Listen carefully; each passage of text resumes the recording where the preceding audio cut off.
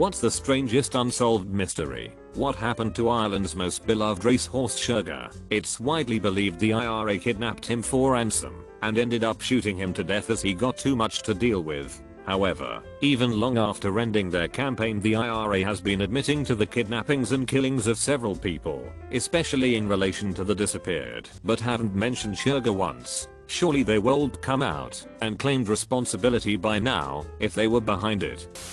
There's a star called Przybylski's star that's full of plutonium, an element that should not exist anymore in nature as it would have all decayed into other element. Even if you assume aliens, where did they get so much plutonium? And why would they use it to change the composition of an entire star? Nothing makes sense about it.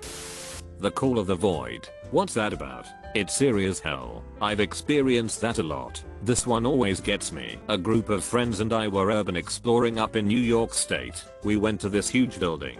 I think it was called Danceville Point. It was an old hospital that was built into a hillside. I remember being up on the 3rd or 4th floor standing on the edge of where a balcony once was. All of a sudden I got this intense warm lovely feeling. Everything in my body told me to jump. The beautiful purple night skies were stretched before me and the black tree line looked so inviting. I took a step forward and then threw myself backwards on the ground. I remember crawling away just horrified. I wasn't suicidal, nor did I have any major mental health issues, but something about seeing that wide open space just made my brain scream back jump. It was so freaky that my body wanted to go over the edge. I'll never forget that euphoric feeling followed by vomit-inducing horror of what I almost did. The 169th victim of the Oklahoma City bombing. They found an additional leg in the rubble. DNA tests showed it belonged to another victim who had already been buried, but with the wrong leg. The wrong leg had already been embalmed, so they could not get DNA at the time. So who did this leg belong to? All other legs had been accounted for in other victims. They found no other body parts, and nobody else had been reported missing. It was only until 2015 they could get DNA from the leg, but it's still classified as a John Doe. A few conspiracy theories had pop up, like maybe a second bomber that got caught in the blast, but it's still unknown. I remember seeing a video about a woman that, after getting divorced, started getting stalked and assaulted in her own house. Every time police would arrive, no one more than her was at the scene. Sometimes she would appear with bruises. Once she appeared with a screwdriver through her hand. This happened so many times that police started ignoring her calls after the investigation on her husband and on the case left no suspects. 3 months later she disappeared, just to reappear next to a highway in the middle of the desert, miles away from her house, with her hands tied, dead. Autopsy later confirmed she was beaten to death. Creepiest stuff I know. Why poor people vote Republican? Because they are voting based on cultural issues, not economic issues. That's why Republicans focus on stuff like anti-LGBTQ issues, abortion, and prayer in schools. Those issues trigger these people and get them to vote against their economic interests. Asha Degree lived in my town in 2000. She walked out of her home willingly at age 9 in the middle of the night on Valentine's Day during a massive storm. She was sighted multiple times walking down an extremely rural and desolate highway by herself in the pouring rain, and then was never seen again. Her book bag was discovered miles away, buried in a trash bag a year later. How was a 9-year-old convinced to leave her home alone in the middle of the night, in a storm, to walk down a deserted highway? How has there been no substantive leads at all since 2001? I'm not American, but what kept me most interested about America is Area 51. I don't know why the hell it is so overrated in aliens and tech topics. It is even included in many video games as Easter eggs. Featured in many movie franchises, but nobody answered deep to its mysteries. You may say 2-3 things about it, but it's only the surface level. I guess not even the residents of US will ever know what's beneath it actually is. The Bronze Age collapse. See, people always gets me down a rabbit hole. The Bronze Age collapse always gets me down a rabbit hole of getting mad at Redditors for refusing to listen to reason.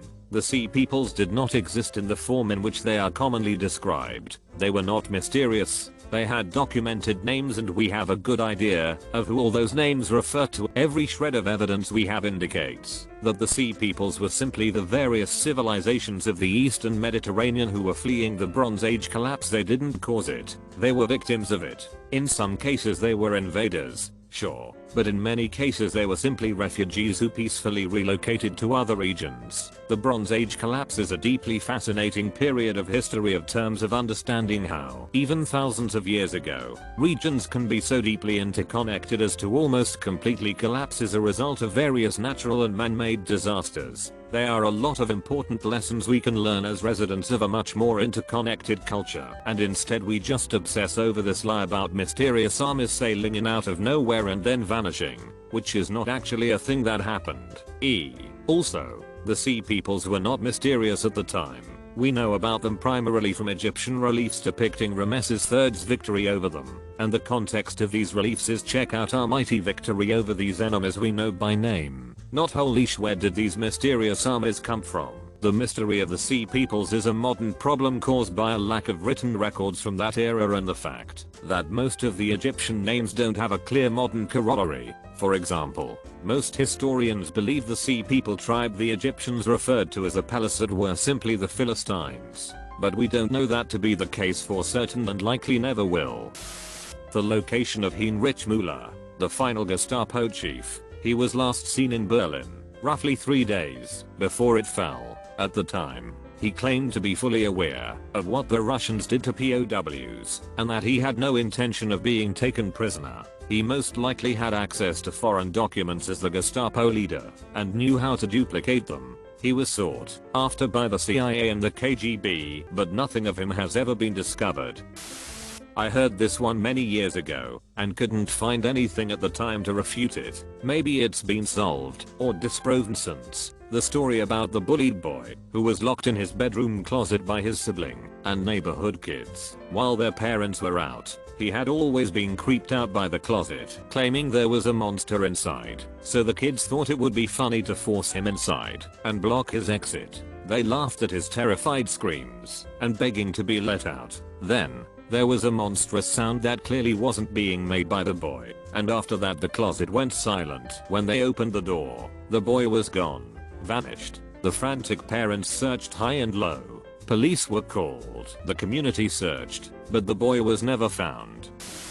The wow signal. Astronomers have speculated for years that if intelligent alien life were real, they would have similar or better understandings of physical sciences as we do. One thing that is universal in chemistry and physical sciences is frequencies emitted by certain atomic element. Therefore, intelligent alien life would most likely have an understanding of these frequencies as we do. So, if intelligent life wanted to communicate in a way which was universal between planets, that is, not a special language or numeric system, then emitting a signal at a certain frequency would be an excellent way of doing that, as hydrogen is the building block of all other elements due to its simplicity and integral nature. Astronomers speculate that if intelligent life wanted to communicate through frequencies, they would do so in the hydrogen frequency. In the 70s, radio telescopes in the US were pointed up towards the sky collecting any radio data that came in. Most of the data collected are seemingly nothing, just random radio noise. However, in the early morning of August 15, 1977, one of these radio telescope centers began to get a ton of data, and it was all at or near the frequency of hydrogen, and the signal was strong and fairly consistent, meaning that it would be incredibly unlikely it was random radio noise or passing radiation. Technicians monitoring the data were dumbfounded by the signal and had no explanation for why it was coming or how it was so consistent. So, they just wrote wow on the datasheet. We still don't know how such a powerful signal could have even penetrated our atmosphere and remained consistently transmitted for as long as it did. Some people believe it could have been military testing nearby. But, again, it would be incredibly unlikely such a consistent message could be transmitted through simple interference. Plus, no military testing was reported in the surrounding area. The same or similar data has not been reported since, leading many to believe that the signal could have been an SOS signal from a dying planet, or just a passing coincidence that we may never see again?